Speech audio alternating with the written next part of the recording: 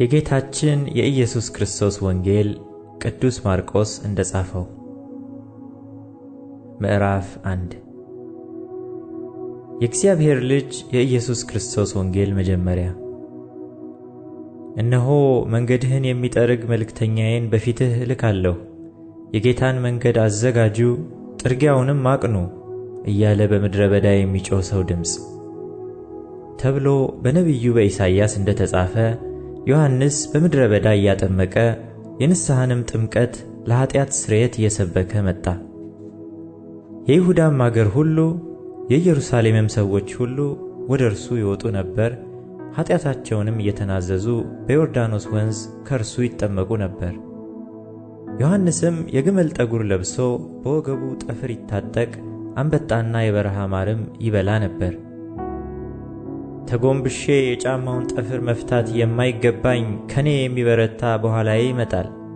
እኔ በውሃ አጠምቃችኋለሁ፣ እርሱ ግን በመንፈስ ቅዱስ ያጠምቃችኋል እያለ ይሰብክ ነበር።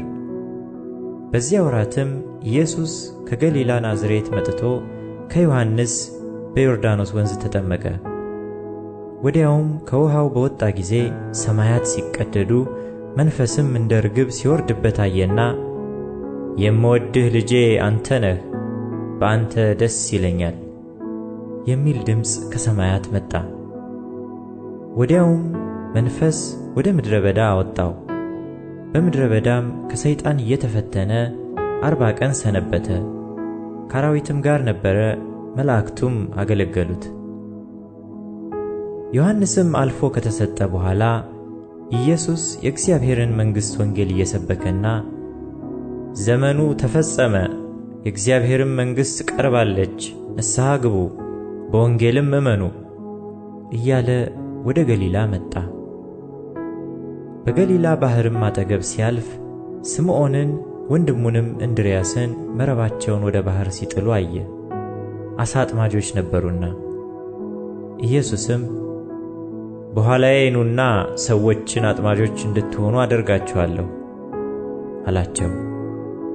ወዲያውም መረባቸውን ትተው ተከተሉት። ከዚያም ጥቂት እልፍ ብሎ የዘብዴዎስን ልጅ ያዕቆብን ወንድሙንም ዮሐንስን ደግሞ በታንኳ ላይ መረባቸውን ሲያበጁ አየ። ወዲያውም ጠራቸው። አባታቸውንም ዘብዴዎስን ከሞያተኞቹ ጋር በታንኳ ላይ ትተው ተከትለውት ሄዱ። ወደ ቅፍርናሆምም ገቡ። ወዲያውም በሰንበት ወደ ምኵራብ ገብቶ አስተማረ። እንደ ባለሥልጣን ያስተምራቸው ነበር እንጂ እንደ ጻፎች አይደለምና በትምህርቱ ተገረሙ።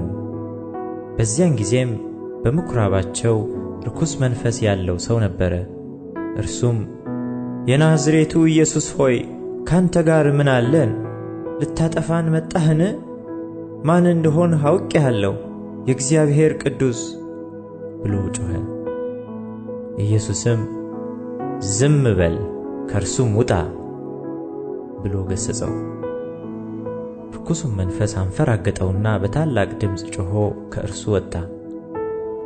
ሁሉም ይህ ምንድር ነው?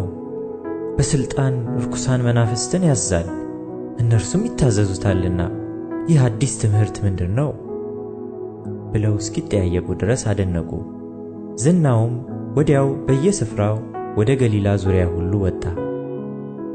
ወዲያውም ከምኵራብ ወጥቶ ከያዕቆብና ከዮሐንስ ጋር ወደ ስምዖንና ወደ እንድርያስ ቤት ገባ። የስምዖንም አማት በንዳድ ታማ ተኝታ ነበር። ስለ እርሷም ወዲያው ነገሩት።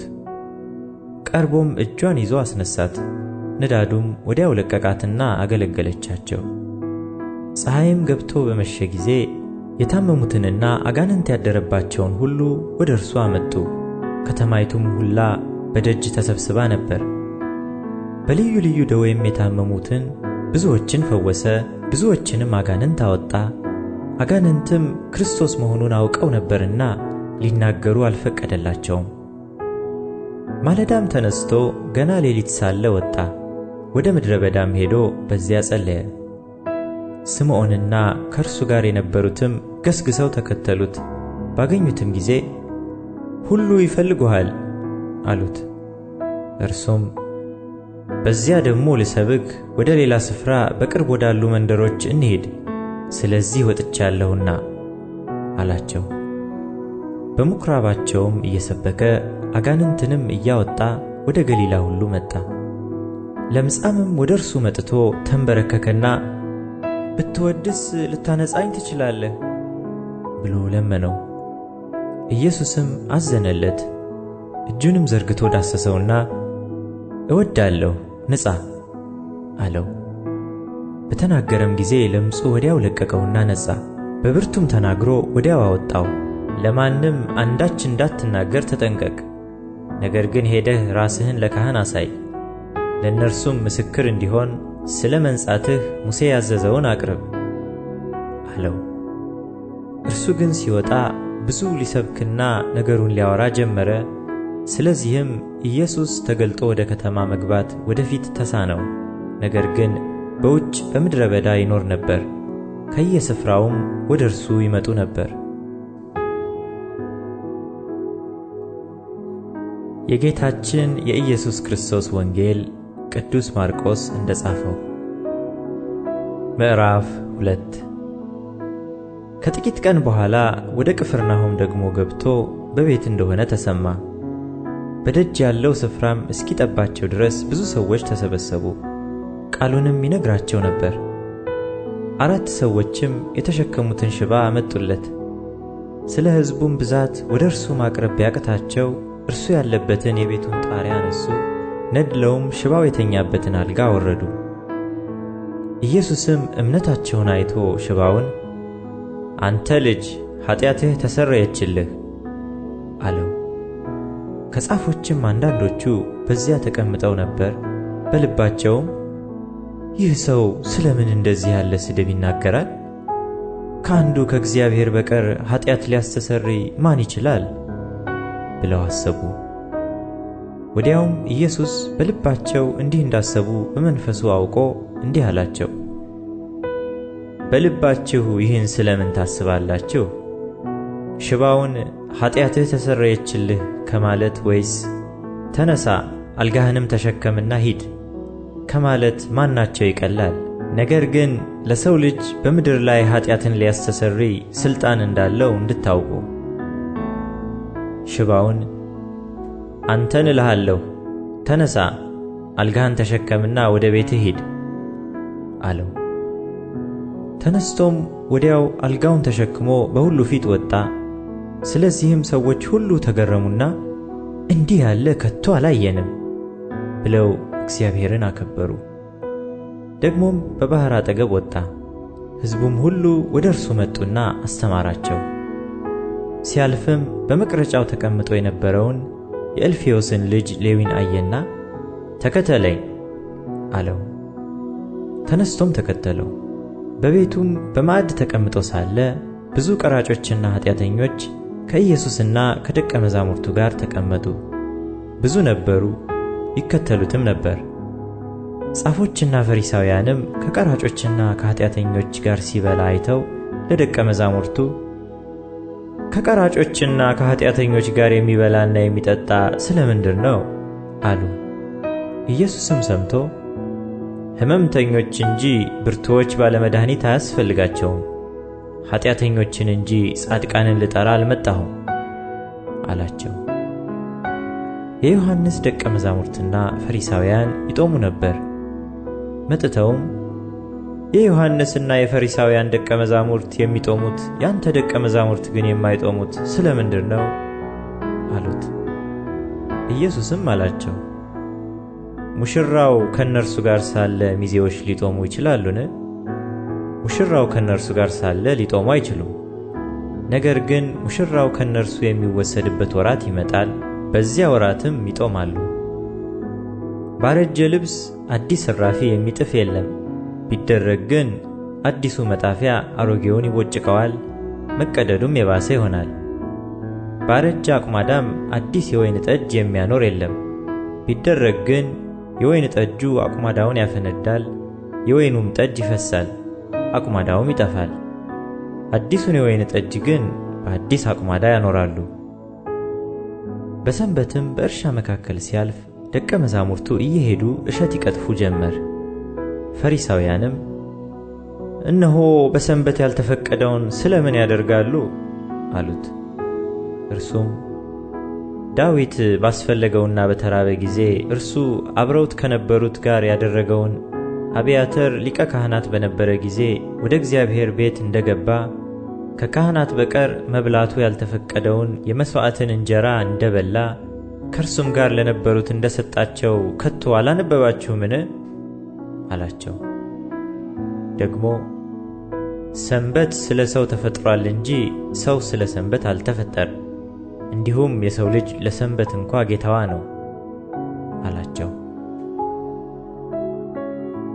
የጌታችን የኢየሱስ ክርስቶስ ወንጌል ቅዱስ ማርቆስ እንደጻፈው ምዕራፍ 3። ደግሞም ወደ ምኵራብ ገባ። በዚያም እጁ የሰለለች ሰው ነበረ። ሊከሱትም በሰንበት ይፈውሰው እንደሆነ ይጠባበቁት ነበር። እጁ የሰለለችውንም ሰው ተነስተህ ወደ መካከል ና አለው። በሰንበት በጎ ማድረግ ተፈቅዶአልን ወይስ ክፉ? ነፍስ ማዳንን ወይስ መግደል? አላቸው። እነርሱም ዝም አሉ። ስለ ልባቸውም ድንዛዜ አዝኖ ዙሪያውን እየተመለከተ በቁጣ አያቸው። ሰውየውንም እጅህን ዘርጋ አለው። ዘረጋትም፣ እጁም ዳነች። ፈሪሳውያንም ወጥተው ወዲያው እንዴት አድርገው እንዲያጠፉት ከሄሮድስ ወገን ጋር ተማከሩበት። ኢየሱስም ከደቀ መዛሙርቱ ጋር ወደ ባሕር ፈቀቅ አለ። ከገሊላ የመጡም ብዙ ሰዎች ተከተሉት። እንዴት ትልቅ ነገርም እንዳደረገው ሰምተው ብዙ ሰዎች ከይሁዳ ከኢየሩሳሌምም ከኤዶምያስም ከዮርዳኖስ ማዶም ከጢሮስና ከሲዶና ምድርም ወደ እርሱ መጡ። ሰዎቹም እንዳያጋፉት ታንኳን ያቆዩለት ዘንድ ደቀ መዛሙርቱን አዘዛቸው። ብዙ ሰዎችን አድኖ ነበርና፣ ስለዚህም ሥቃይ ያለባቸው ሁሉ እንዲዳስሱት ይወድቁበት ነበር። ርኩሳን መናፍስትም ባዩት ጊዜ በፊቱ ተደፍተው አንተ የእግዚአብሔር ልጅ ነህ እያሉ ጮኹ። እንዳይገልጡትም በጣም አዘዛቸው። ወደ ተራራም ወጣ። ራሱም የወደዳቸውን ወደ እርሱ ጠራ። ወደ እርሱም ሄዱ። ከእርሱም ጋር እንዲኖሩና ለመስበክ እንዲልካቸው ድውዮችንም ሊፈውሱ አጋንንትንም ሊያወጡ ሥልጣን ይሆንላቸው ዘንድ 12 አደረገ። ስምዖንንም ጴጥሮስ ብሎ ሰየመው። የዘብዴዎስንም ልጅ ያዕቆብን፣ የያዕቆብንም ወንድም ዮሐንስን ቦአኔርጌስ ብሎ ሰየማቸው። የነጎድጓድ ልጆች ማለት ነው። እንድርያስንም፣ ፊልጶስንም፣ በርተሎሜዎስንም፣ ማቴዎስንም፣ ቶማስንም፣ የእልፍዮስን ልጅ ያዕቆብንም፣ ታዴዎስንም፣ ቀነናዊውንም ስምዖንን፣ አሳልፎ የሰጠውንም ያስቆሮቱን ይሁዳን። ወደ ቤትም መጡ። እንጀራም መብላት እንኳ እስኪሳናቸው ድረስ እንደገና ብዙ ሰዎች ተሰበሰቡ። ዘመዶቹም ሰምተው አበደ ብለዋልና ሊይዙት ወጡ። ከኢየሩሳሌም የወረዱ ጻፎችም ብዔልዜቡል አለበት፣ ደግሞ በአጋንንት አለቃ አጋንንትን ያወጣል ብለው ተናገሩ። እነርሱንም ወደ እርሱ ጠርቶ በምሳሌ አላቸው። ሰይጣን ሰይጣንን ሊያወጣው እንዴት ይችላል? መንግሥትም እርስ በርሷ ከተለያየች ያች መንግሥት ልትቆም አትችልም። ቤትም እርስ በርሱ ከተለያየ ያ ቤት ሊቆም አይችልም። ሰይጣንም ራሱን ተቃውሞ ከተለያየ መጨረሻ ይሆንበታል እንጂ ሊቆም አይችልም። ነገር ግን አስቀድሞ ኃይለኛውን ሳያስር ወደ ኃይለኛው ቤት ገብቶ ዕቃውን ሊበዘብዝ የሚችል የለም። ከዚያም ወዲያ ቤቱን ይበዘብዛል። እውነት እላችኋለሁ፣ ለሰው ልጆች ኃጢአት ሁሉ የሚሳደቡትም ስድብ ሁሉ ይሰረይላቸዋል። በመንፈስ ቅዱስ ላይ የሚሳደብ ሁሉ ግን የዘላለም ኃጢአት ዕዳ ይሆንበታል እንጂ ለዘላለም አይሰረይለትም፣ ርኩስ መንፈስ አለበት ይሉ ነበርና።